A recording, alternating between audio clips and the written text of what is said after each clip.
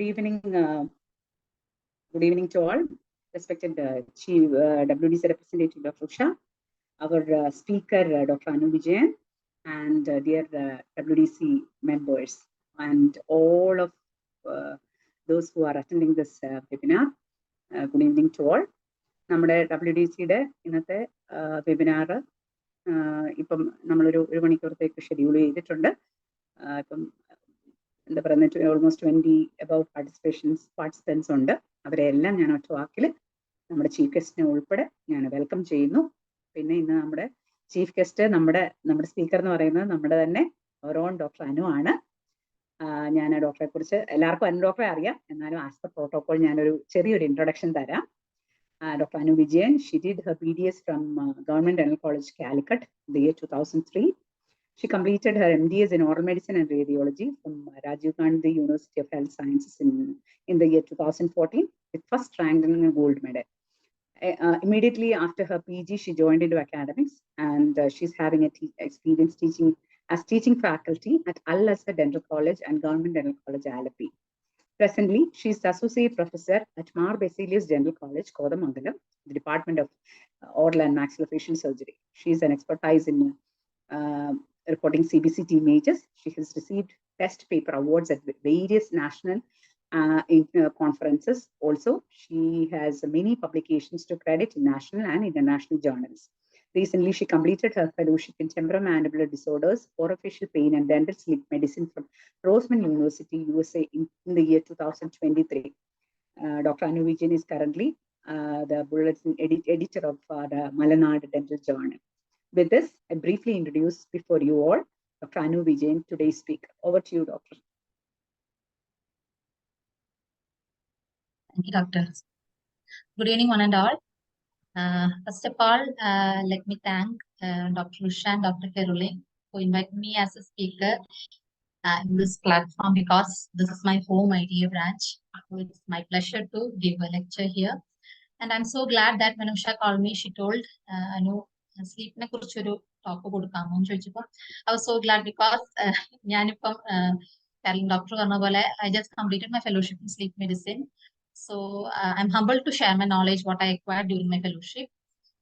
It's like sleep is of utmost priority nowadays. Why? Because from ഒരുപാട് sleep disorders report ചെയ്യുന്നുണ്ട്. Not only that, sleep medicine has emerged as a new branch. It's a super specialty branch, which we can see in multi-specialty hospitals, especially the corporate hospitals.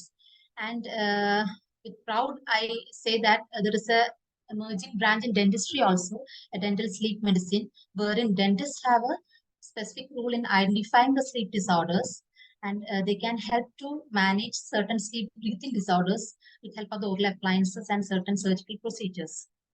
So sleep medicine is not completely regarding the usage of the so-called sleeping pills, which we were knowing about during our days. Like when you have some sleep disorder, when you are having some inability or difficulty in falling asleep, we used to see what's a sleeping pills എടുത്ത് കഴിക്കാം. Or if, as in movies, what we see is what a sleeping pills കഴിച്ചിട്ടുണ്ടെങ്കിൽ we can commit suicide. So it's not like that sleep medicine. It's like identifying the particular sleep disorder which you are having, because sleep disorders can cause you prone to develop many other secondary diseases like cardiovascular diseases, various lifestyle diseases like diabetes mellitus and hypercholesterolemia, and even stroke. And in the Western countries, many heart attacks which is happening during the night time, that has been related to this some kind of undiagnosed sleep disorder. Sleep എന്ന് പറയുന്നത്, it's not a thing which has to be taken very lightly. Some things which is causing some disturbance for you in the sleep, you should surely identify the person and early diagnose the disease and refer the case to the specialist. So with this, I would like to share my screen, my PPT. Shall I? Yes.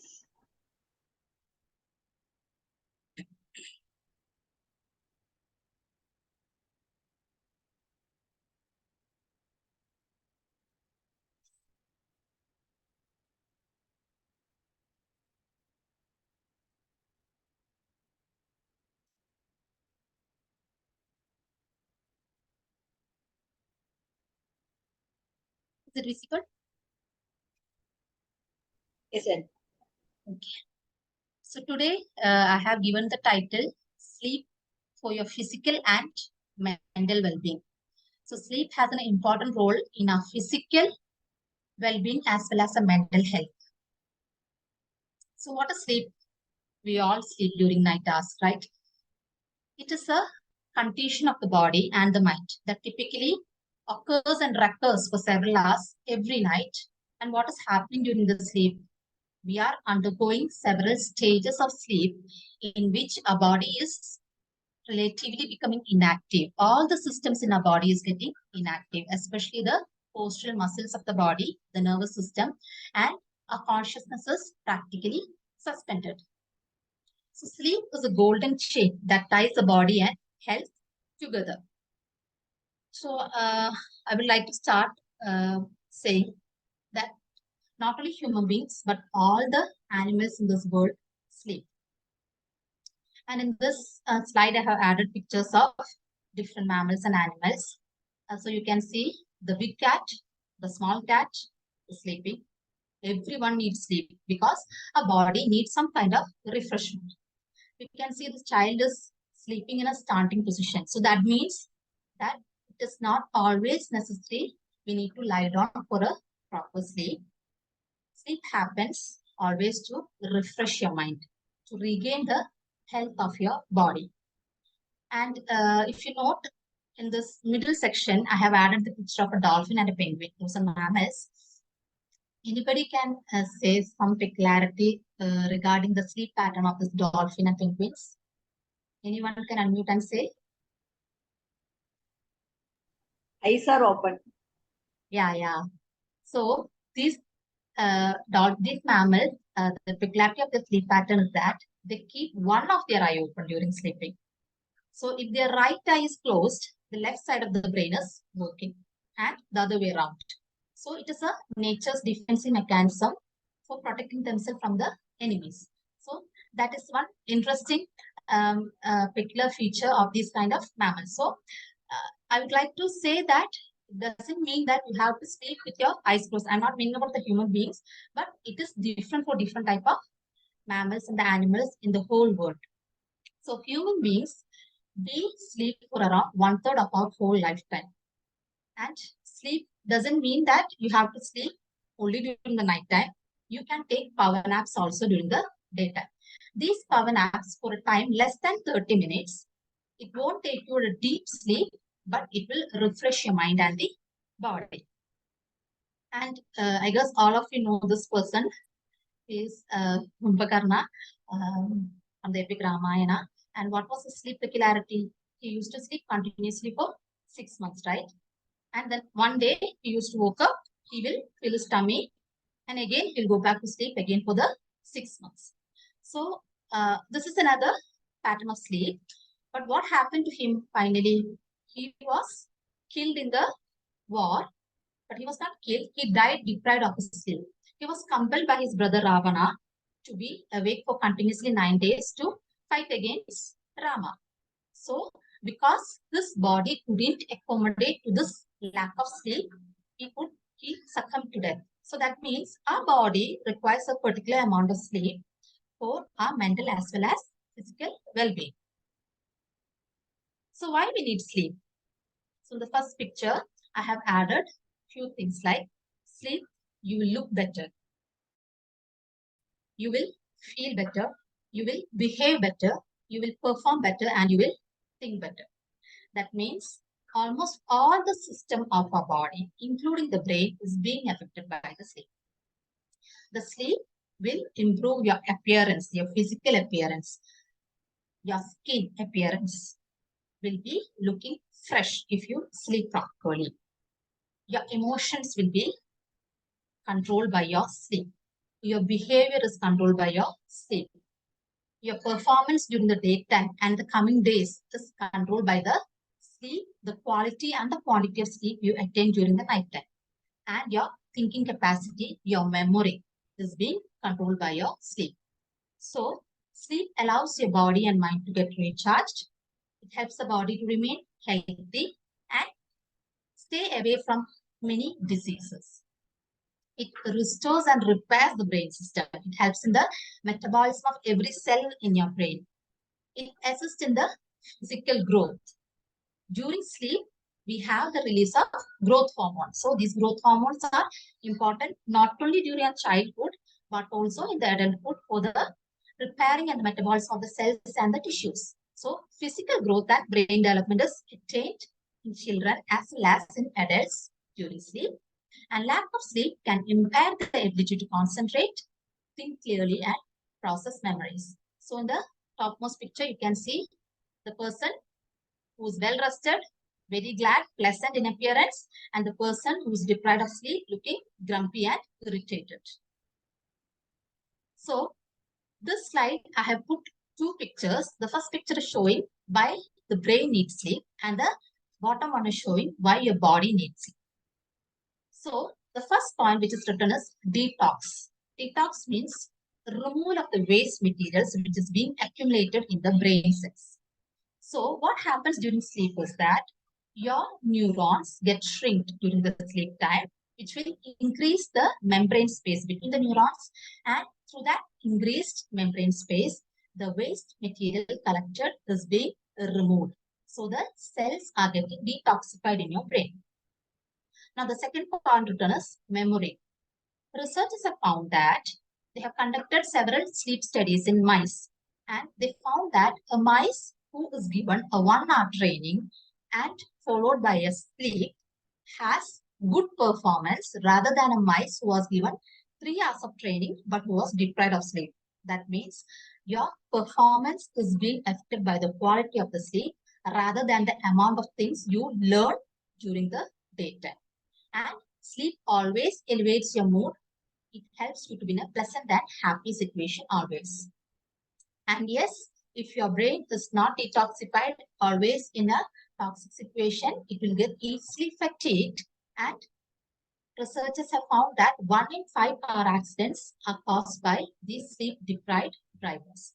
And one important thing about sleep in children is that nowadays we can see there are several children diagnosed with attention deficit disorders, ADD and ADHD. And studies have found that these children, when they are given a proper sleep, their sleep quality and consistency is improved. That helps to decrease the symptoms of ADHD by 20%. So sleeplessness can lead to depression and mood suppression. So lack of sleep, it's a slow induction of dementia. The memory consolidation is getting affected. And in your body, what happens is that sleep helps in proper losing of weight. As I told earlier, the growth hormone is released during your sleep. So these hormones help in burning of your fat. So if you're having a consistent sleep, a particular amount of calorie is being removed from your body even during the time of sleep. And if you're deprived of sleep, there is another hormone which is released. They are called as leptins and ghrelins. So these hormones, they are appetite stimulating hormones. So if your quality of sleep is less, if you have insomnia, which is lack of sleep, so that time your appetite stimulating hormones will be acting and you will be binging on. So that will again lead to weight gain. Then your performance will be improved because your body tissues are getting repaired. Your muscle mass, your bone density, your cellular regeneration, everything is occurring during your sleep. So your athletic performance can be improved by sleep. Your pain management, sleep and pain are interrelated always. The lack of sleep can produce change in the sensitivity to pain. So an improved sleep, if the patient is not having any other systemic conditions causing pain, can elevate your pain sensitivity. And again, I told the sleep can impair your immune system. The immunity will be decreased and you will be susceptible to several diseases. So a Harvard study showed that a healthy individual who had significantly reduced daily sleep, they began to have insulin resistance and develop diabetes mellitus. So sleep is always good for your health. And in children, I told sleep is very important because the so-called growth hormones are released during the sleeping time, especially during the early morning hours, 2 a.m. to 4 a.m. time. So that time, and especially during the growing stage, that is till the 9 to 13 years age. So during that time, there is increased secretion of melatonin in the body, and that will stimulate the secretion of growth hormones. And as I told, growth hormones are important for the physical growth. And in adulthood, it is important for the burning away of the fat in the body, repairing of the collagen, regeneration of the body tissue, enhance the immunity, and improve the bone density. So sleep is very important both in childhood and in your adulthood stage. Now, what is the science behind the sleep? We all sleep every day, but why is it happening every night? Because of these four things. So there is something called as circadian rhythm. There is something called as sleep-wake hemostasis. There is a master circadian pacemaker in the body, like the pacemaker in our heart. There is a pacemaker in the brain, which is controlling your sleep. And there are certain hormones which is released in the body in response to darkness and light. So I'll tell briefly about these things. The circadian rhythm means it's a biological clock which is set in a body that you have to do such things, or your body has to do such things during a particular period of time. So our body naturally is cycled in such a way that you have to be awake in the morning hours and you have to sleep in the night hours. And who's controlling this? That is being controlled by this master circadian pacemaker, that is SCN, who's called as suprachiasmatic nucleus. So suprachiasmatic nucleus is a nucleus of neurons. It's a billion number of neurons which is there inside our brain, in the midbrain. And what happens is that you can see in this picture, during the morning time, when the light is exposed through our eyes, this light waves will pass through the retina and there will be neuronal signals reaching this suprachiasmatic nucleus, which is present in the midbrain. Now, the suprachiasmatic nucleus gets sense that it is light time. There is no need for secretion of the melatonin. So, it will suppress the pineal gland. Again, it's another gland which is present in the hypothalamus. So, this SCN will suppress the pineal gland and inhibit the production of melatonin. And melatonin is the hormone which is inducing sleep in our body. So, when it is dark, you can see in the below portion of this picture, when it is dark, there is stimulation of this SCN, that is a suprachiasmatic nucleus, and there is signal sent to the pineal gland and the body. The pineal gland secretes melatonin and you get sleep. Now, the last hormone which I have written is the cortisol. Cortisol is a corticosteroid hormone which is secreted by a gland called adrenal gland in our body. Now, what is the function of this cortisol is mainly it is to adapt a body to stress.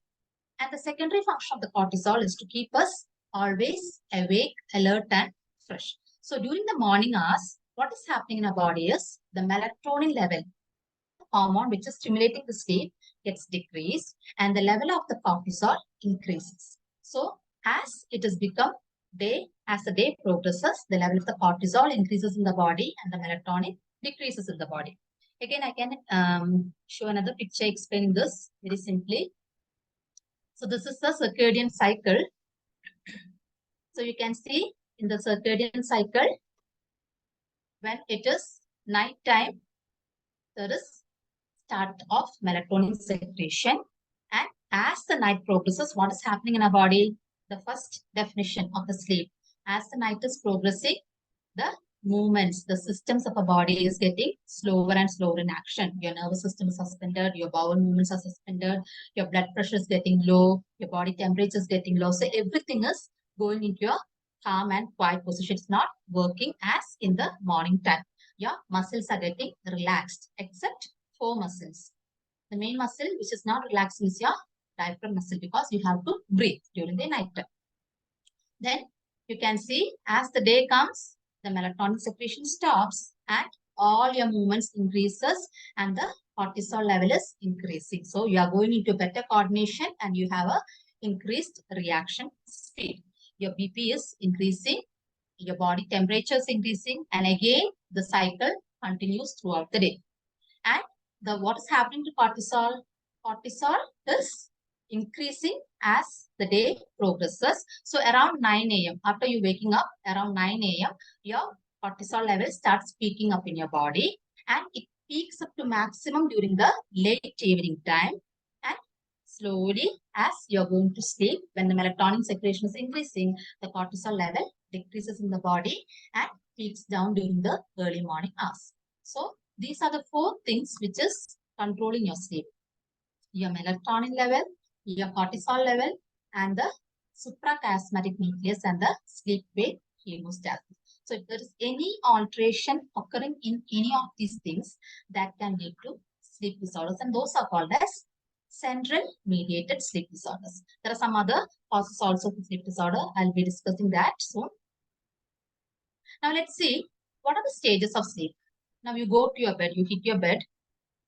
It's not the same way you're sleeping throughout the night. Your body, as I told, is undergoing several changes, and that changes are occurring in different stages. So you broadly classify your sleep stage into REM stage and non-REM stage. REM means REM, that is rapid eye movement stage, wherein you are closing your eyes, but your eyeballs are continuously moving. And the non-REM stage is a stage in which there is no movement of the eye. So it is called NREM, non-REM stage. And this non-REM stage, it is again divided into 3: stage N1, N2, and N3. So what happens is that you hit your bed, you switch off the light in your room. So the first thing happening is the sleep latency period. Sleep latency period is the period or the time taken for you to fall asleep after lying down in your bed. And the normal sleep latency period is approximately 6 to 16 minutes. If it goes above 30 minutes, there should be something which is disturbing your sleep, which you have to evaluate. So after attaining the sleep latency, you have just started falling asleep. You are going into your N1 stage of non-REM sleep. Now, what is happening in this N1 stage? It's a very light sleep stage. You can see it is written here. After falling asleep, your heart rate and your breathing is slowly going down. And it is just lasting for a few minutes. Immediately after that, you go into your N2 stage of sleep, and that is called as a light sleep.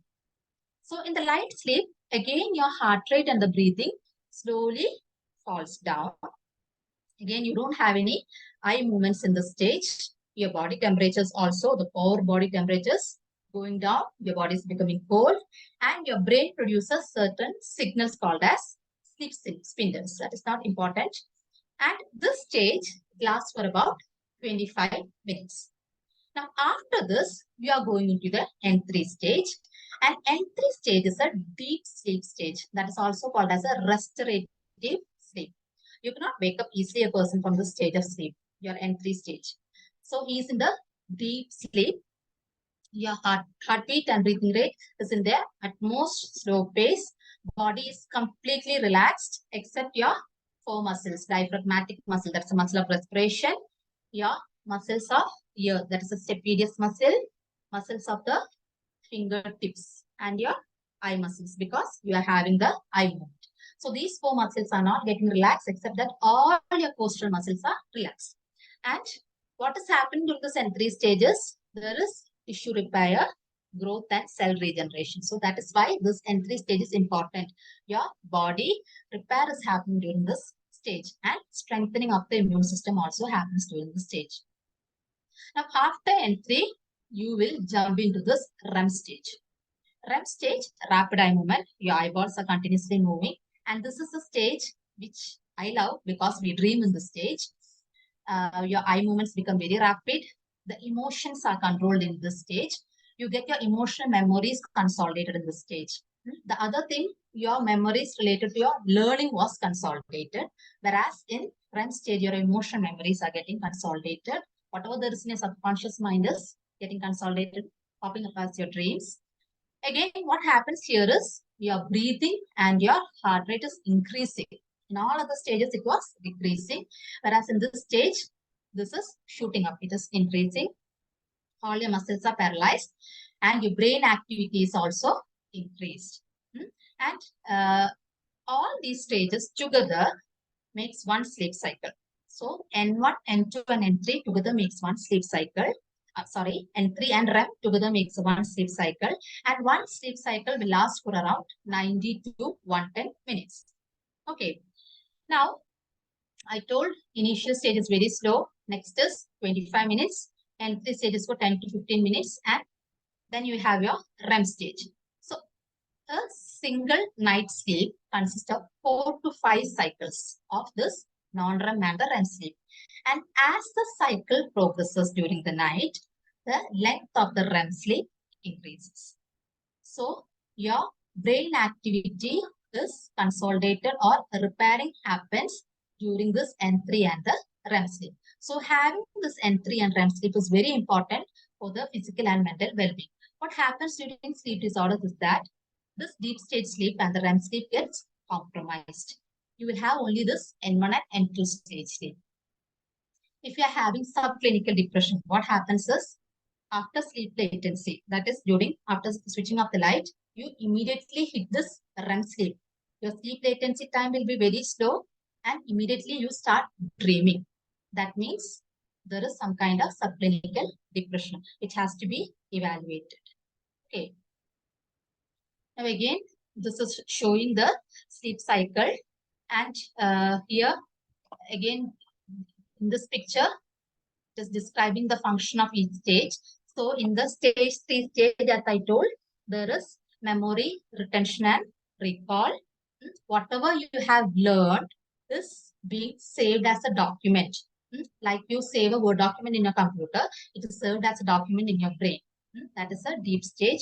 Then body releases the growth hormone during the deep stage. Then what happens? There is repair of the muscles, bones and the tissues, and immune system development is happening during the deep sleep stage.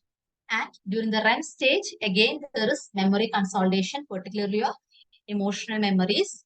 Then in this stage, you try to remove the unwanted memories and problem-solving capacity is produced during this REM stage sleep.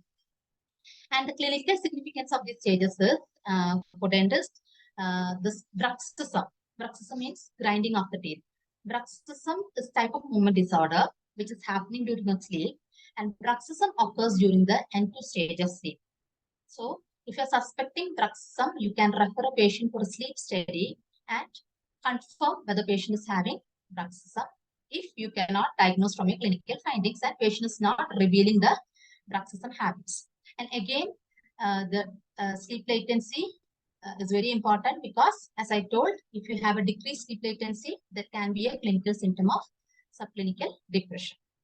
So to concise, in sleep, it improves your thinking concentration, elimination of waste from the brain cell, affects your change in mood. One important thing I didn't say is, if you don't have a proper sleep, that can affect your libido. Your sexual potency can be affected if the sleep is not proper. And researchers are telling that that is going to be a important or a most difficult situation for the next generation, because new generation is having a small amount of sleep. They are not interested in sleeping, rather than they have many other things to be done online and all. So that can affect the sexual potential of the next generation. So these are the health benefits of the sleep.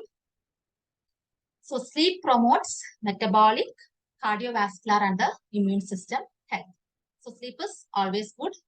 Don't try to shift your sleeps any days. Now the health effects of lack of sleep. Now what happens if you don't sleep properly? So it can break down your immune system. It can lead to obesity, pile up the weight gain for you.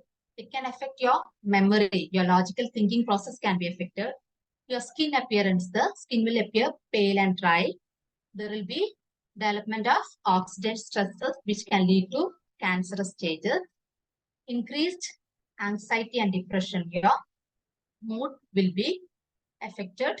Then metabolic syndrome, that is diabetes mellitus, hypercholesterolemia and hypertension. All these diseases can get easily affected in your body if there is lack of quality and quantity of the sleep. And as I told earlier, your libido diminishes, your muscle repair system will be lost, so muscle mass will decrease, your bone tissue repair also will be affected, and the body gets colder. So this picture showing each system in the body, how is it getting affected? So in the brain, it will lead to depression, memory loss, mental confusions. It can weaken your immune system. In your GI tract, it can lead to acid reflux. The patient might sometimes complain to you that after sleeping or in between sleep or when awaking, he is having this acid reflux. So keep in mind, it is a symptom of a sleep disorder, especially breathing related sleep disorder. Then the patient will have increased attacks of respiratory problems, asthmatic attacks, liver problems, potency, sexual potency will be affected, cardiac problems. There is a high risk of developing cardiovascular diseases and increased risk of stroke to the patients. Abnormal cholesterol, fatigue, and diabetes mellitus.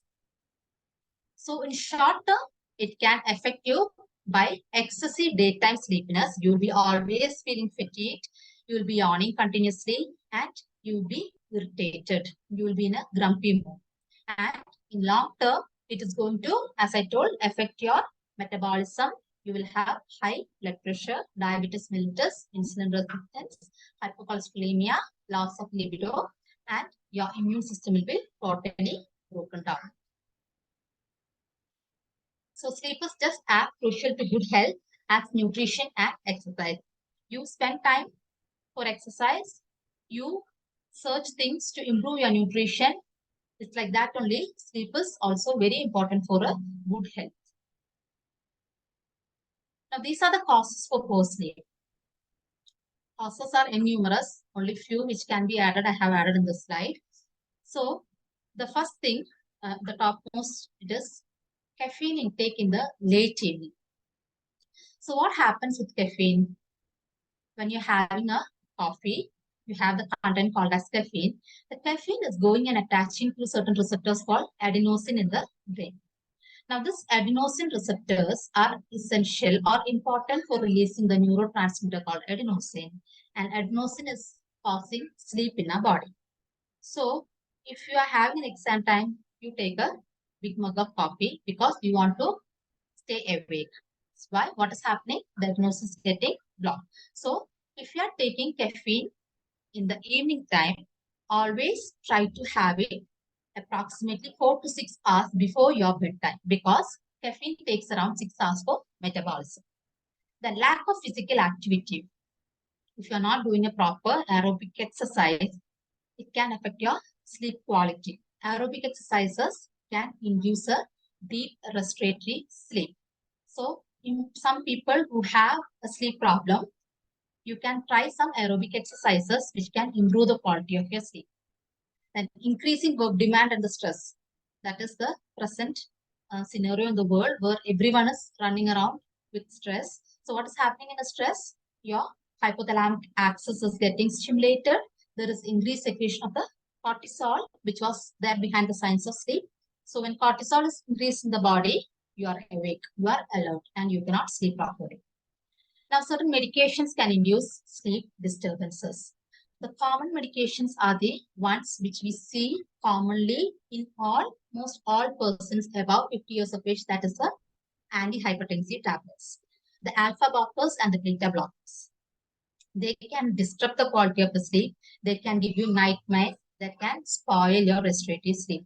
So, you taking medical history of a patient, you hear the patient is telling, yes, doc, I'm under treatment for antihypertensive medication and I'm under so and so. He will say name of 2 or 3 antihypertensive. Beware, he has some sleep related problem. You have to screen the sleep properly. Then again, other group of medication which can induce sleep disease is the antidepressants. That is the SSRI group of drugs, selective serotonin reuptake inhibitors. Again, those are a group of drugs which is going to kill your sleep. They can induce bruxism in you. So be careful when you're taking patients with SSRIs. Please take a proper sleep history of such patients. And also statins which are commonly given for cholesterol, hypercholesterolemia, that can also induce poor sleep in the patient because it destroys the muscles of the patient. So these are the few medications which causes poor sleep. Now the next thing which is written here is a excessive consumption of alcohol. Now why? we always have heard like they keep on saying like that, but it's not the truth. You are never going to have a quality sleep if you get fit like that. See, when a person is an alcoholic, what is happening is that alcohol has a biphasic effect in the body, honestly. So, alcohol, initially, it will induce sleep for, say, for a period of 6 weeks. It can induce sleep in the body, but later on, for chronic alcohols, what is happening is that it will destroy the sleep quality. What it induces, it will cause the loss of tonicity of pharyngeal muscles. The pharyngeal muscles are essential for your proper respiration. So the tonicity of the pharyngeal muscles will be impaired, and what happens, that will lead to something called as sleep apnea. That's a type of sleep disorder. So alcohol never is an inducer of sleep. It is the other way around. Alcohol can induce snoring in non-snorers. It can induce sleep apnea in snorers, and it can worsen sleep apnea in sleep apnea patients. So always be careful. You have a sleep disturbance, you are an alcoholic, please try stopping alcoholism. It never induces sleep. Now, a high calorie food before bedtime. That is because a fat-rich or a refined sugar-rich food before bedtime, what happens? It will affect your digestive system. There will be increased acid reflux. There will be heartburn. The patient cannot sleep properly. Next causes use of electronic devices before bedtime. You all know there is a blue light, intense blue light, which is being emitted from the electronic devices. So this blue light is going to stimulate the SCN, saying that don't secrete melatonin, you don't want to sleep. There is secretion of cortisol in the body, so you cannot sleep. So try to avoid the gadgets in the bedroom. Keep away from the electronic gadgets at least 1 hour prior to the sleep, which is not possible for us nowadays. And next is hormonal changes. Hormonal changes like estrogen and progesterone in the females. During the period of menstruation, they will have the menstrual cramps and the pain that can affect the sleep. Then during menopause, when there is hot flashes for the patient, that can affect the sleep. Then again in males, the level of testosterone. When there is decrease in the level of testosterone, that can lead to snoring and insomnia. And again, then the hormone cortisol can keep you awake. So all these changes in the hormone levels in the body can affect sleep. Now the next one is sleeping disorder, which I have put separately in another slide. And the last one is smoking before bedtime. So all these are few important and the common causes which can lead to a poor sleep. So these are the sleep disorders, major sleep disorders. They are classified as insomnia, hypersomnia, circadian rhythm sleep disorders, parasomnias, sleep-related breathing disorders, periodic limb movement disorders, RLS, restless leg syndrome, narcolepsy, and cataplexy. I'm not going in detail of each of these because it will go beyond the given time. But just to brief, insomnia is a general term for any disease which is causing lack of sleep in the human being. Hypersomnia means excessive sleepiness. Parasomnia means some kind of disturbances or behaviors associated with the sleep, like sleepwalking, sleep talking, bed wetting during sleep, all those things. Sleep-related breathing disorder is the one important for the dentist per se, especially the obstructive sleep apnea. Then there is restless leg syndrome. It's a sleep disorder which is not happening when you sleep. It is a disorder which happens when you're going to sleep. Like you lie down in your bed, you feel like something's crawling on your leg. You keep on itching on your leg, but you don't get any relief even after scratching your leg. So that is something centrally mediated or something related to your low anemic or iron levels in the body. Now the next one is narcolepsy. Narcolepsy, it's like the person be sleepy in between his work, while he's walking, while he's driving. Suddenly he falls asleep. That is called as narcolepsy. And narcolepsy is the most common sleep disorder which is causing accidents. So narcolepsy is occurring due to some alteration in the level of certain neurotransmitters like orexin occurring in the brain. And cataplexy, the last one, That is a type of narcolepsy in which the person will suddenly fall off sleeping with his eyes open during extreme emotions, like he become extreme happy or extreme sad, extreme angry. In such situations, he suddenly fall off sleepy, but his eyes will be kept open. That is cataplexy. So a little bit about insomnia and sleep apnea. Insomnia, as I told, it is a habitual sleeplessness, and the causes are the above said all those causes, and the patient has symptoms like excessive daytime sleepiness. Patient will be fatigued. Patient will be irritable in the morning. Patient will have mental confusions. Brain will appear foggy. He cannot do the proper problem solving methodologies. He will be irritable and grumpy. And the causes other than those which I told earlier is hypothyroidism, neurodegenerative diseases in the adult population, the older population like Parkinson's or Alzheimer's disease, bad lifestyle habits, and some degenerative disease like arthritis. And sleep apnea is a breathing disorder, sleep breathing disorder in which the patient will have the insomnia. And what is meant by apnea? Apnea means there is decrease in the intake of the gases, respiratory gas, oxygen. So sleep apnea is a type of sleep disorder in which your breathing stops briefly during your sleep. So suddenly the person will wake up gasping for air. But it is not always necessary. The person needs to open his eyes. He will be in a micro arousal stage, means he won't be awake totally, but he has to move his body and suddenly get up in order to struggle to pull in the oxygen to his respiratory system. And what happens in this patient, sleep apnea patient, again, he's having insomnia. So he will get up with a morning headache. Why? Because there is lack of oxygen supply to his brain cells. So as the day progresses, the headache will subside without even taking any medication. So that is one important sign of sleep apnea. Then he has dry mouth. Why? Because in order to take more oxygen, he is keeping his mouth open. So the patient say, I have sore throat or a dry mouth during night time. Then excessive daytime sleepiness, feeling tired, and common signs shown by these patients are loud snoring, gasping of for breath during the sleep, and waking up frequently. And why the sleep apnea is important? Because sleep apnea is a predisposer for developing cardiovascular diseases, your heart-related diseases, like starting with the refractory hypertension, that is increased BP, atrial fibrillation, sudden cardiac death occurring during your sleep, and cardiac failure and stroke. So that is why it is very important to early diagnose sleep apnea and give the proper management to the patient.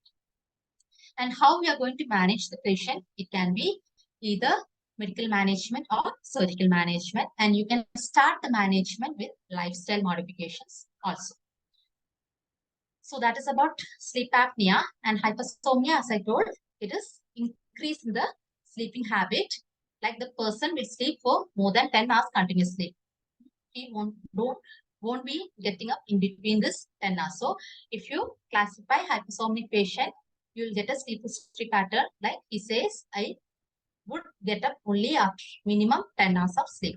So it is very rare disturbance, and it is also centrally mediated disturbance, needs medical management. And similarly, the patient will have excessive daytime sleepiness. He will be irritated. Sometimes the patient will have low-grade fever, and it is always self-treatment to improve the sleep schedule and avoid all those substances which is preventing him or her from sleeping. Now, what happens in the sleep as we get older? We always hear our grannies and grandparents telling that I cannot sleep properly, or my sleep schedule is reduced, the time of sleep is decreased. So what is happening? The SCN, the master circadian pacemaker, which is made up of neurons, a numerous number of neurons, is getting destroyed or decreased in number. So there is an effect of aging in the SCN. So that is indirectly going to affect the melatonin secretion. That is why your sleep-wake schedule is getting altered. They will go into a shift in the sleep schedule. That is called as phase advance. It's written here. That is called as phase advance. That means the person will sleep early and they will wake up early. Early means the early morning hours, 3 a.m., that time, where you are supposed to get a deep sleep, that time they will wake up. And that is going to affect your respiratory sleep. So that is affecting their brain system. So they will become a little bit disoriented. And also, as we age, we'll be on multiple medications if there is a compromised systemic health. And I told the medication list. So that is also going to affect the sleep pattern. So all these will lead to a light and fragmented sleep. And that is going to affect the mental and the physical condition of the patient. So the poor quality of sleep can cause attention and memory problems in an aged person. It can make you prone to fall and cause depression, stress, and anxiety in the person. So you should make the patient have some lifestyle modifications. Like during age time, if the person is especially bedridden, they will be keeping on napping in daytime. So try to avoid daytime naps, avoid too much of caffeine, ask them to have some little bit of aerobic exercises like walking, all those things. All these can help them to improve the quality and consistency of the sleep. And please avoid giving this sleeping pills, because sleeping pills can make them fall asleep, but they are not providing a quality or consistent sleep for the person. And one thing I would like to add is, we think that as we age, we don't need to sleep as much of sleep as in our younger age, but it's not the truth. Older adults also need the same amount of sleep as all the adults, that is 7 to 8 hours of sleep each night. And as I told earlier, the relationship between the sleep and pain. Pain will cause sleep deprivation, obviously. If we are in a painful situation, we cannot sleep properly. But the lack of sleep also will impact the pain level. How? Because sleep and pain, they share a common pathway. There are certain neurotransmitters secreted in our body, which is common for the induction of sleep and for the modulation of pain. And the first important one is the melatonin. Melatonin, as I told, melatonin is one which is inducing sleep in our body. And melatonin is the one which has anti-nociceptive effect. That means it inhibits pain. So what happens if you don't have a proper sleep? Melatonin is decreased and the pain perception level will be increased. The sensitivity to pain will be increased. Again, vitamin D in our body. Vitamin D is decreased. That is going to affect your sleep. And vitamin D has a role in modulation of pain. So the threshold of pain will also be decreased. You will get pain very soon. And also certain hormones like histamine. Histamine is released during itching, and also it's a hormone which helps in sleep. So itching means it's a milder degree of pain. So when histamine is released during that pain, your sleep is also getting decreased. So this is why there is a relationship between sleep and pain. So sleep loss can cause increased sensitivity to pain, specifically by lowering the pain threshold. And researchers have found that insomnia, which is caused due to pain, is commonly seen in females rather than in males. So how to have a sound sleep?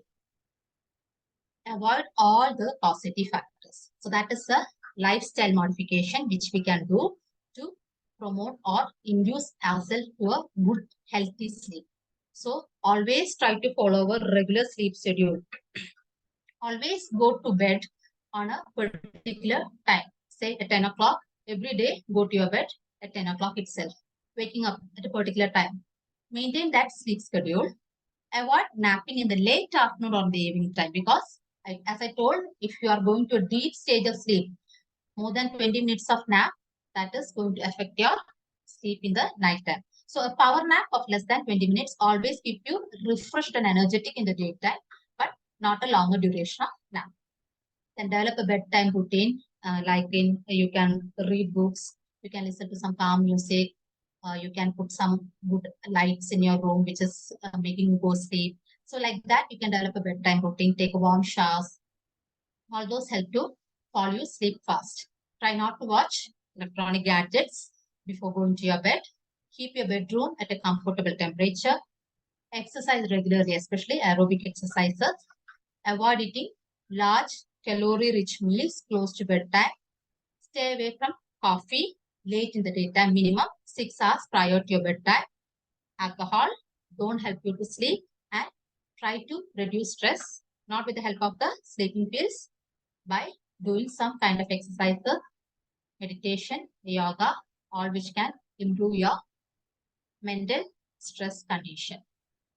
Alcohol, chronic alcoholism, as I told, it will disrupt your deep stage of sleep as well as your REM stage.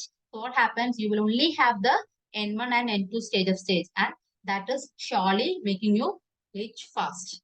So alcohol is not at all good for your health and your sleep.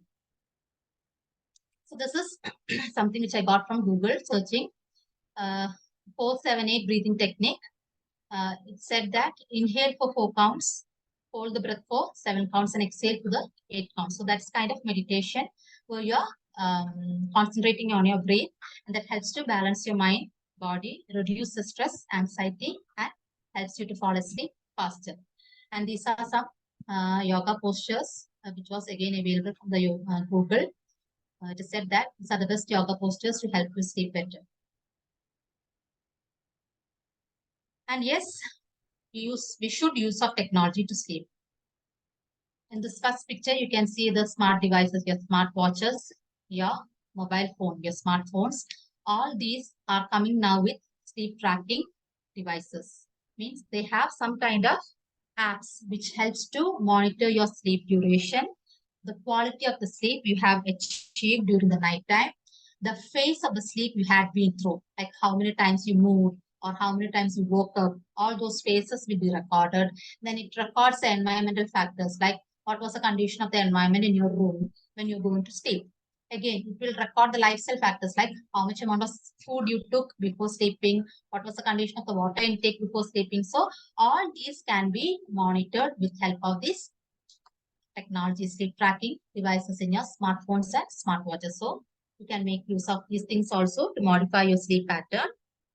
And if you cannot avoid your electronic gadgets in your bed, kindly use the blue light filters, which I think is now coming along with the mobile phones. The new mobile phones have the blue light filters. So switch on the blue light filters when you're going to read in your electronic gadgets. So that will keep away from the intense light entering through your retina into your brain. So this is the healthy sleep duration suggested by the American Academy of Sleep Medicine. You should have the following amount of hours of sleep on a regular basis for optimal health. So in a newborn up to the preschool period, they should have a sleep time of 13 to 16 hours, and that is including the daytime nap. And as you grow up in the adult stage, till your older period, you should have a sleep time of 7 to 8 hours daily. Now following all these tips, you can get up fresh, energetic in the morning. Now, I would like to add little things about dental sleep medicine, because I think I have a lot of dentists in the audience. So dental sleep medicine, it's a new branch in dentistry, which is concerned with sleep-related problems, their oral manifestations, and the management with help of oral appliances and ever surgery. And what we can do for the patient is, you can first screen the patient. You can add some questionnaires in your case history, which helps to screen the sleep. There are certain questionnaires like Stop Bank questionnaire, which is available. You can add that questionnaire if you suspect a abnormal sleep pattern for the patient. You can screen the patient through that questionnaire. You can educate the patient, telling these are these manifestations seen in you. Ask for investigations in the patient and interpret the investigation and present the management protocol to the patient. So I told there are several sleep disorders which are exclusively called as dental sleep disorders, and those includes sleep-related breathing disorder. And the most common sleep-related breathing disorder is snoring, which is very common among the individuals, and subsequent to snoring, obstructive sleep apnea.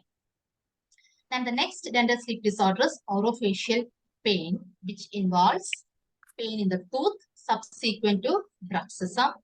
Then temporomandibular joint pain disorders subsequent to bruxism or any other myofascial pain. Then headaches related to sleep apnea.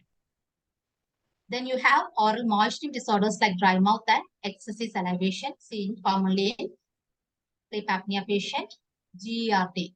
Heartburns, gastroesophageal reflux disease seen in the sleep apnea patient. Why? Because patient has struggled in getting oxygen inside. So there will be a negative intrathorax pressure because to pull the respiratory gases inside. So the esophagus will become hyperactive and will pull out the hydrochloric acid from the stomach. So that is why the patient will have GERD during the night time. And the last dental related sleep disorder is the mandibular movement disorder. And the common one which we see is the bruxism. That is the eccentric movement of the mandible, which is causing the grinding of the tooth surface. And other neurologic diseases is called as oromandibular dystonia and dyskinesia. All those are centrally mediated diseases in which there will be abnormal movement of the jaw. The patient cannot control the movement of the jaw. Involuntarily, there will be movement of the jaw, and subsequently there will be pain in the musculature and the jaw. So these are the few oral manifestations which we see in patients having dental related sleep disorders. So following bruxism, the patient can have attrition of the surface of the teeth, the crucial and the incisal surface of the teeth. Due to abnormal tooth movement, there will be loosening of the tooth will become mobile. There will be abfraction, means there will be loss of enamel on the neck of the tooth region. There will be fracture of the incisal edge of the tooth. The shape of the jaw will be constricted. The maxilla and the mandibular arches will be constricted. The patient will have a class 2 maxillomandibular relationship. The mandible will be posteriorly positioned because that is causing a decrease in the airway space. Then intraorally, you can see there will be scallop margin of the tongue, or there will be a linea alba seen on the buccal mucosa. All these are happening because the patient will be sucking for air, so that is causing pressure of the tongue and the buccal mucosa. The patient will have dryness of the oral cavity and the throat region, and increased sensitivity to cold and hot food following bruxism. So these are the few oral manifestations which you can see in the sleep disorder patients. And how are we going to diagnose these cases? So the only golden standard to diagnose the sleep disorder is the polysomnography, that is the PSG. So polysomnography, it's like the ECG, wherein you can see in this picture, the patient will be connected on his body, the head, eye region. Multiple number of leads will be connected, and the readings will be taken, and it will be printed as a graph. That is polysomnography. And another modality is portable home sleep study. It's a type of polysomnography wherein the sleep lab will come to your home. In the PSG technique, you will have to go to a sleep lab attached to some hospitals, wherein you have to sleep in that lab and the technician will be monitoring you. But some people won't be comfortable in sleeping in the lab scenario. So you can ask the sleep lab to be at your home. That is called as portable home sleep study. But it won't record all the parameters. It's recorded in the sleep lab. And another investigation modality for us as a dentist is to assess the airway volume with help of a CBCT. So it is easily detected in the CBCT airway volume assessment. So this is a polysomnogram, as I told, where we are recording multiple movements in the brain movement. It is recorded as there is EOG. EOG is recording your eye movement, ocular movement. Then there is EEG, that is recording your brain waves, encephalogram. Then there is movement recording of the chin muscle, mendalis muscle, EMG is recorded. ECG, your heart rate is recorded, your oxygen saturation is recorded, your limb movement, your chest expansion, abdominal expansion, all those things are recorded. And a final report is created like this. A graphical representation will be created like this. And from this readings, they will create an index called as apnea-hypopnea index. And depending upon the value of this index, they classify the patient whether he is an apneic patient or a non-apneic patient. And if he is apneic, they classify the patient into mild, moderate, and severe. And the treatment varies according to the severity of sleep apnea. There is mild sleep apnea, moderate sleep apnea, or a severe sleep apneic patient. And the treatment goes accordingly.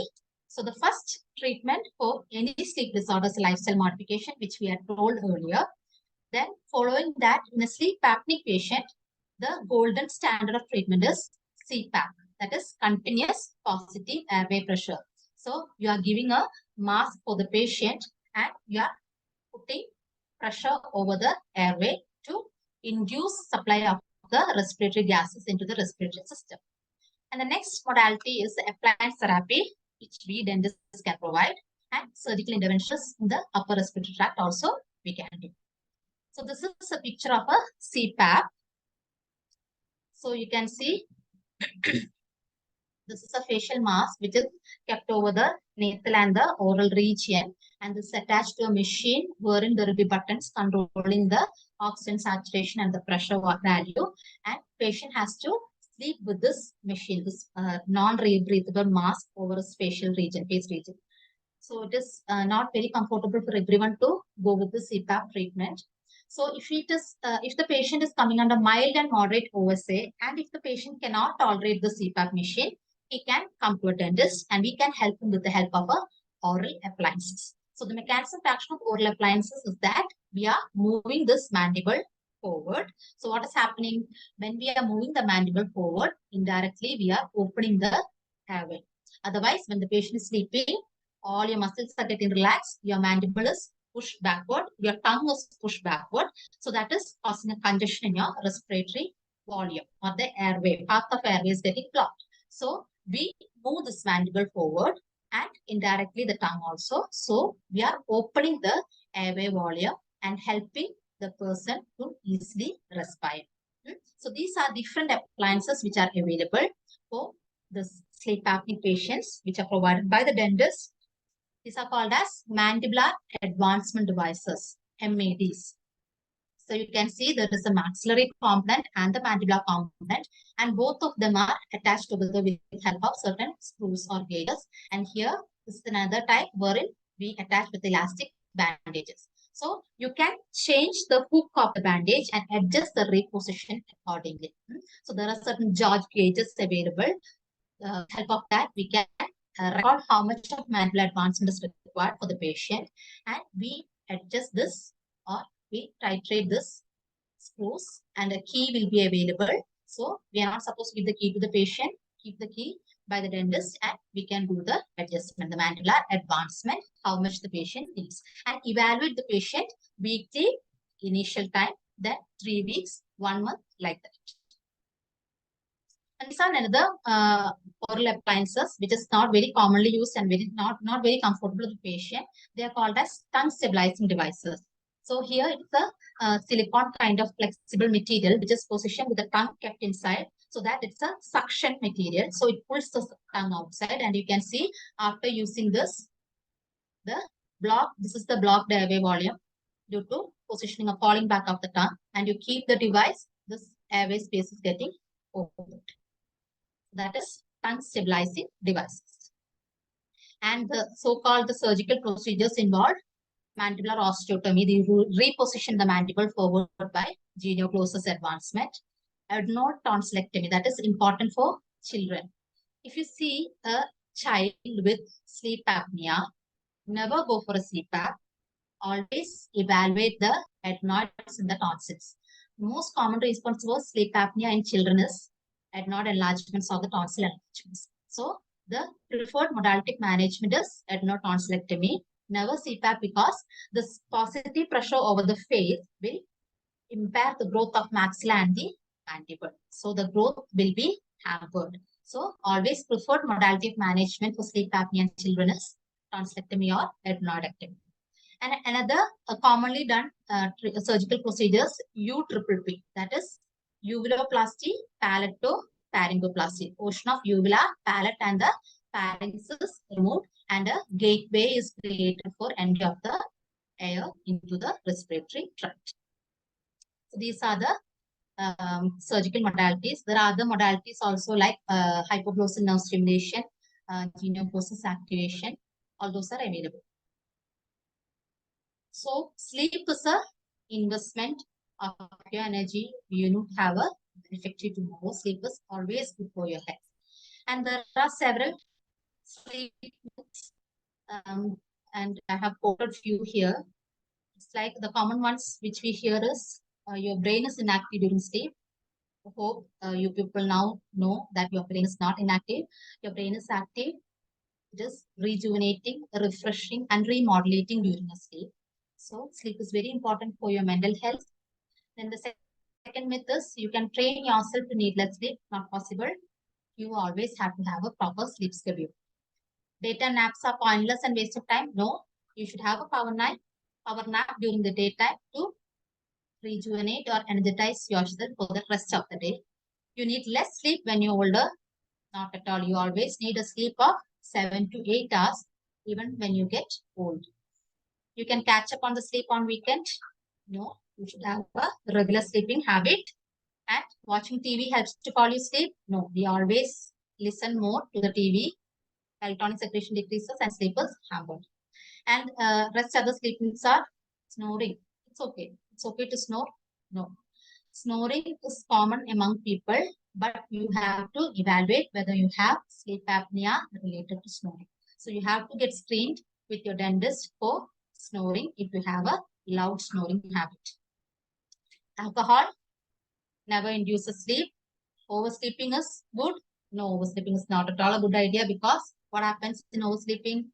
Cortisol, your melatonin, all your hormonal levels get changed. Your circadian rhythm will be hampered. So oversleeping is not at all good for you. Then snoring is not harmful. No. Then daytime sleepiness always means you are not getting enough sleep. No, that doesn't mean that you are not getting enough sleep. You have some kind of sleeping disorder. So all these things are not the way you think. Now, I guess you people have a little bit of idea like how should be the sleep schedule and how to modify the sleep to have a sound sleep. Now, this is the last slide. I have put this to show some successful people who had some bizarre sleeping habits. Like here, you can see the first pictures of famous artist Leonardo da Vinci. It was said that he used to sleep for only 20 minutes every 4 hours. Means every 4 hours, he used to have a power nap of 20 minutes. That was his sleep schedule. And this person, Sir Nikola Tesla, he used to sleep only for 2 hours a day. He never slept for more than 2 hours a day. Even these people had a bizarre sleep habit. They were successful in their life. And Michael Phelps, I have put this, it was interesting to see that he used to sleep in a chamber where the air pressure is put in such a way that it mimics 8,000 to 9,000 feet height. That means he wanted to increase the atmospheric pressure, and that increases the circulation, red blood cell formulation, and that would increase his athletic performance. So I felt little interesting that's why I put this picture here. And one thing I noticed was that even though these successful persons, Leonardo da Vinci, Nikola Tesla, many others who had bizarre sleeping habits, they ended their life or they had to come to an end following cardiovascular disease or stroke. So I strongly say that have a sound sleep for a healthy tomorrow. You may be successful with the bizarre sleeping habits, but a healthy tomorrow is always essential for a healthy living. So to conclude, I would say you can read this book. This was discussed in Prajodhana Book Club. Usha had shared me this. So this book by Sir Matthew Walker, he has pretty well explained. I just listened to their book club session. Very good. They have narrated everything in this book, Why We Sleep. So your future depends on your dreams. So go to sleep. So I thank you all for your kind and patient listening, and thanks once again. Thank you, Anu. Actually, it was really very scientific and sincere effort. Dentists and general public, both of them will be benefited from this session. Importance of sleep start ചെയ്തിട്ട് science of sleep. ഒരു വ്യക്തി എങ്ങനെ sleep അവരിലേക്ക് കൃത്യമായിട്ട് എടുത്ത് അവസാനം ആ മിത്തുകളും പറഞ്ഞു, സ്ലീപ്പിന്റെ ഇമ്പോർട്ടൻസും പറഞ്ഞു. On behalf of IDM Malanadu, we express our sincere gratitude for this wonderful, insightful session. കൂടാതെ ഒരു റിക്വസ്റ്റ് ഈ കേട്ടുകൊണ്ടിരിക്കുന്ന വ്യക്തികളുടെ അടുത്ത് നിന്നുള്ളത് എന്താണെന്ന് വെച്ച് കഴിഞ്ഞാല് നിങ്ങൾക്ക് ഒന്നില്ലെങ്കിൽ ചാറ്റിൽ ടൈപ്പ് ചെയ്യാം, അല്ലെങ്കിൽ അൺമ്യൂട്ട് ചെയ്ത് പറയാം. ദ വൺ ഇൻസൈറ്റ്, ദ വോ മൊമെന്റ് നിങ്ങളിലേക്ക് എടുത്ത് ഈ ഒരു അവയർനെസ് നമ്മളിലേക്ക് ഇംപ്ലിമെന്റ് ചെയ്യണം, നമ്മുടെ പേഷ്യൻസിലേക്ക്, നമ്മുടെ ചുറ്റുമുള്ളവരിലേക്ക്. കാരണം ഡെന്റിസ്ട്രിയില് സ്ലീപ്പ് മെഡിസിൻ ഇത്രയധികം ഇമ്പോർട്ടൻസ് ഉണ്ട്, നമ്മുടെ സ്ലീപ്പ് എൻഹാൻസ് ചെയ്യാനുള്ള മെത്തേഡ്സ് ഉണ്ട് എന്നുള്ള ഒരു അവയർനെസ് കൂടെയാണ് നമ്മൾ ഈ ഒരു പ്ലാറ്റ്ഫോമിലൂടെ നിങ്ങളിലേക്ക് എത്തിക്കാൻ ശ്രമിച്ചത്. സോ അങ്ങനെ ഒരു ഫീഡ്ബാക്ക് ഓഡിയൻസിൽ നിന്നും കൂടി പ്രതീക്ഷിക്കുന്നു. On behalf of everyone, I'm expressing my sincere gratitude. Thank you doctor Anu Vijayan. Thanks for this platform.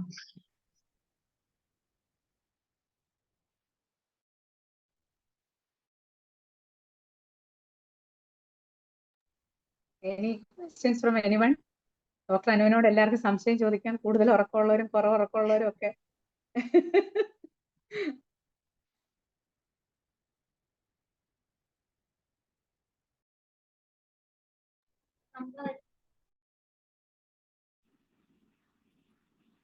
Am I audible, ma'am? Yes, doctor. Yes, Nisha ma'am. Yeah, see, I have this issue. I sleep very less. So this was something when I saw in the group, so I just wanted to join, and yeah, I think I have already faced some of the serious causes. I think I had to undergo cardiovascular disease and diabetes and all. So it must be because of this. But my question is, like, doctor was talking about 7 hours of sleep, 7 to 8 hours of sleep. If we sleep in the afternoon, 20 minutes, 30 minutes, will it be added to the total amount of sleep? Or apart from that, again, we have to sleep 7 hours? Yes. Dr. Nisha ma'am, actually, according to the American Academy of Sleep Medicine, they say that the 7 to 8 hours is including the daytime naps. Including the daytime? Yes. So you should have a power nap during the daytime, less than 20 minutes. Because why? If you go beyond 20 minutes, it's said that you go into the N3 stage of sleep. So that is a deep stage of sleep that can hamper the sleep time during the night. The sleep latency time during the night will be increased. So in order to avoid that, you take a power nap during the daytime for a time less than 20 minutes, and that is included in this 7 to 8 hours of sleep. That is set by the recommended by the American Academy of Sleep Medicine. But usually it doesn't happen. 20 minutes sleep, if we try to do it, goes to half an hour. It never happens. That's we have to train ourselves like that. It's said so. Okay. And nowadays, your topic is so very relevant. It was very nice that you have described it. I know, actually, I'm from St. Teresa's College. Ushna ma'am knows that. And the kids and children, everybody, even the adults are onto this, devices, and this is a severe problem, actually. Especially, it started with the COVID. COVID has given this disease, I'm sure, to most of the people, and children, especially my children also are facing such issues. It's very difficult for me to put my son to sleep. If we send him close to light, everything, then later on, under the bedsheet, he'll be having the device. So this is also a serious issue we have to face. A very relevant topic. Thank you so much. You have done an excellent. You covered all the aspects, and very interesting. I never realized that it was connected to dental side, actually. Next time you visit your dentist, ask him to screen your sleep also. Yeah, I never thought that it was linked to the dental side also. Thank you so much. It was very interesting. Thank you. Clearly presented.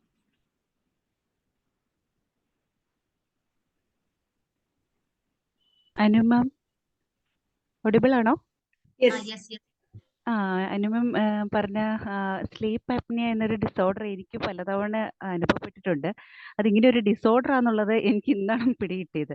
അപ്പോൾ ഞാനും പലപ്പോഴും ഇതുപോലെ ഉറക്കത്തിന്റെ ഇടയ്ക്ക് ശ്വാസം കിട്ടാതെ വന്ന് ഞാൻ ഞെട്ടി എണീറ്റ് കിതച്ചയക്കുന്നത്.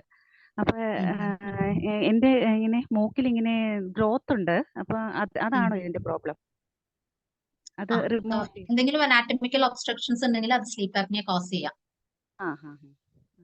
ഗ്രോത്ത് വലുതാണ്, അത് നന്നായിട്ട് ഒക്ലൂഡ് ചെയ്താണ് ഇരിക്കണേന്ന് വെച്ചിട്ടുണ്ടെങ്കിൽ എയർവേനെ, അപ്പൊ നമ്മൾ കിടന്നു കഴിയുമ്പോൾ നമ്മുടെ ആ പൊസിഷൻ വ്യത്യാസം വരികയാണല്ലോ. അപ്പം അങ്ങനെ ഒരു ആന്റിനൽ ഒബ്സ്ട്രക്ഷൻ ഉണ്ടെങ്കിൽ നമുക്ക് അപ്നിയ വരാനുള്ള സാധ്യതകൾ കൂടുതലാണ്. അപ്പൊ അത് എത്രയും പെട്ടെന്ന് കറക്റ്റ് ചെയ്യണതാണ് നല്ലത്.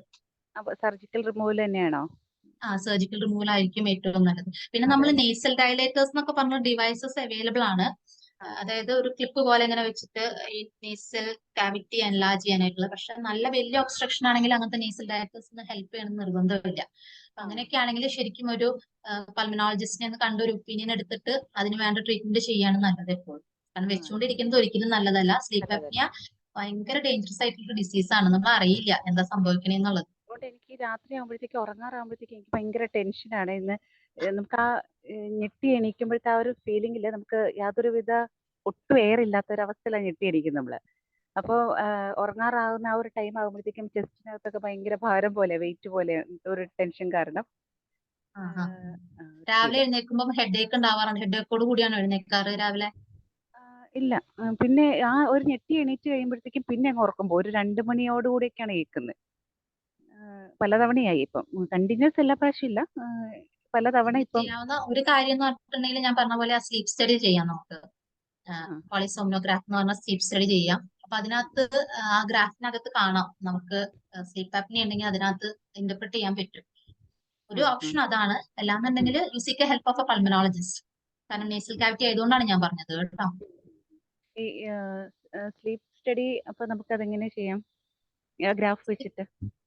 സ്ലീപ്പ് സ്റ്റഡി ചെയ്യുന്നത് സ്ലീപ്പ് ലാബ്സിലാണ്. പല ഹോസ്പിറ്റൽസിലും അമൃത പോലെയുള്ള വലിയ വലിയ ഹോസ്പിറ്റൽസിലൊക്കെ സ്ലീപ്പ് ലാബ് അവൈലബിൾ ആണ്.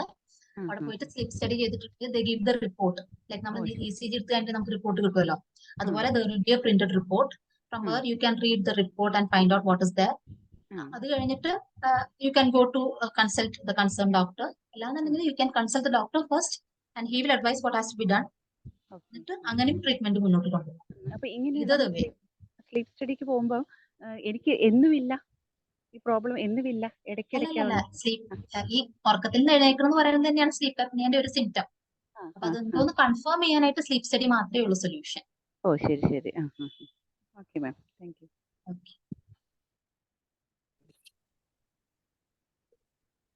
അനു ഡോക്ടറെ, എൻ്റെ ഫാദറിന് ഇതേമാതിരി സ്ലീപ്പ് അപ്നിയ പ്രോബ്ലംസ് ഉണ്ടായിരുന്നു.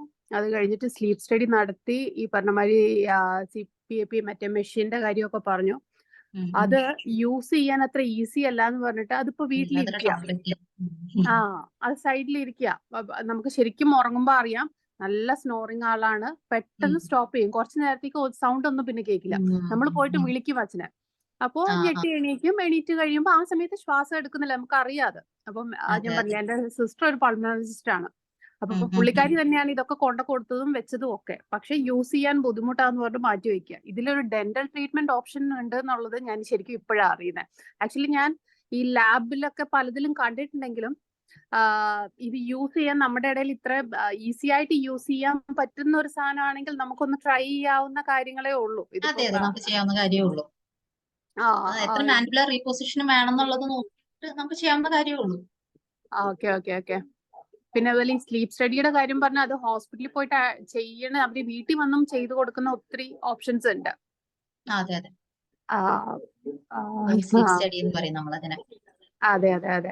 സ്റ്റഡിക്ക് ഒരുപാട് ലെവൽസ് ഉണ്ട്. അതില് ഒരു ലെവൽ 3 ആണ് ഈ ഹോം സ്ലീപ്പ് സ്റ്റഡി എന്ന് പറഞ്ഞത്. അപ്പൊ അതിനകത്ത് സ്ലീപ്പ് ലാബിൽ ചെയ്യുന്ന എല്ലാ പാരാമീറ്റേഴ്സും ഹോം സ്ലീപ്പ് സ്റ്റഡിയിൽ റെക്കോർഡഡ് ആവില്ല. അതാണ് വ്യത്യാസം. അത്രേ ഉള്ളൂ വ്യത്യാസം. ഓക്കെ. എന്തായാലും ഡെന്റൽ ട്രീറ്റ്മെന്റ് ഉണ്ടെന്ന് പറഞ്ഞത് വലിയൊരു ഇത്. നമുക്ക് ഇനി അറ്റ്ലീസ്റ്റ് ചോദിക്കുന്നവരോട് പറയുമെങ്കിൽ അറ്റ്ലീസ്റ്റ് റെഫർ ചെയ്യാൻ ഒരു ഡോക്ടർ ഉണ്ടല്ലോ നമുക്ക്.